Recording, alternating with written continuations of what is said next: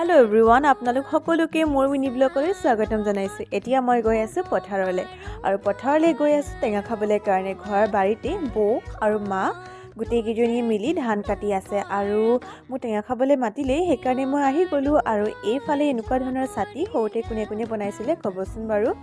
মই কিন্তু যেতিয়া সৰুতে পথাৰলৈ যাওঁ প্ৰায় মই এনেকুৱা ধৰণৰ ছাতি বনাওঁ, লগতে মাও বনাই দিয়ে। আৰু এইফালে এতিয়া 2টামান বজাত মই যাব ওলাইছোঁ ভণ্টিৰ ওচৰলৈ।